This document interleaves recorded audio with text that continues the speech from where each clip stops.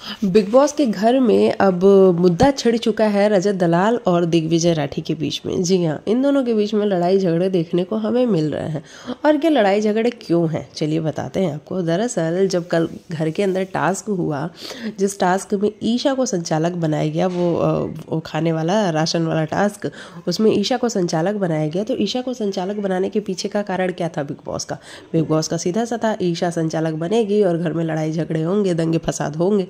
लेकिन करण के साथ जब मुद्दा हुआ ईशा और करण के बीच में, उसके बाद से करण ने तो बड़ी खरी खोटी सुना के ईशा को बिल्कुल शांत करा दिया। और कहीं ना कहीं देखा जाए तो ईशा ने उसके बाद से एक बैकफुट लिया और उसके बाद से जो राशन टास्क है वो सारा का सारा करण दिग्विजय चुम के फेवर में चला गया। यानी कि राशन जो सबसे ज़्यादा गया है वो चुम, दिग्विजय और करण के पास गया है।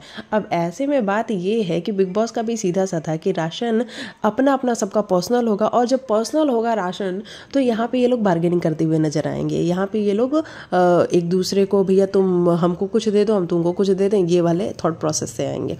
अब ऐसे में दिग्विजय और रजत की बात जो है वो यहाँ पे यही हो रही है कि भाई जब कशिश ने चिकन मांगा तो तुमने चिकन देने से मना कर दिया। रजत कहता है तो देखो, दिग्विजय और कशिश का एक अलग मैटर है, वो हम सबको पता है, जग जाहिर है।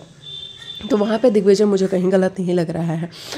फिर जो है कि रजत का कहना है कि देखो भाई, मेरे पास पनीर है, तुम्हें पनीर के पराठे खाने, प्याज का पराठे खाने, तुम वो ले लो मेरे से, लेकिन चिकन दे दो।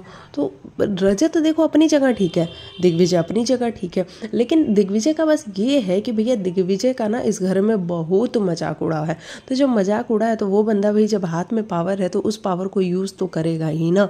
तो वो अपनी पावर को बस यूज़ कर रहा है कि भैया खाना हमारे पास है, अगर तुम में से किसी को चाहिए तो आओ और खाना लेके जाओ। और ये बात बिल्कुल सही है, जिसके हाथ में पावर होती है वो यही करता है। तो दिग्विजय वहाँ पे बिल्कुल गलत नहीं। और रजत भी देखो, फूड के मामले में तो मुझे नहीं लगता है कि रजत फूड के लिए कुछ करेगा। हाँ, वो बात अलग है कि ये पलटू बल्टू वाली बातें हो रही हैं। रजत का कहना है तुम पलट गए, दिग्विजय का कहना है तुम पलट गए।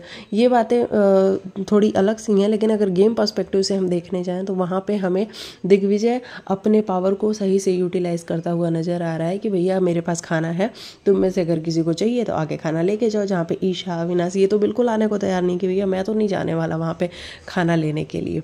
ये वाली सारी चीज़ें चल रही हैं। और ये जो लड़ाई झगड़े हैं सिर्फ और सिर्फ इसी भोजन की वजह से ही हो रहे हैं, जो कि बिग बॉस कराना चाहते थे और बिग बॉस इसमें हो गए कामयाब।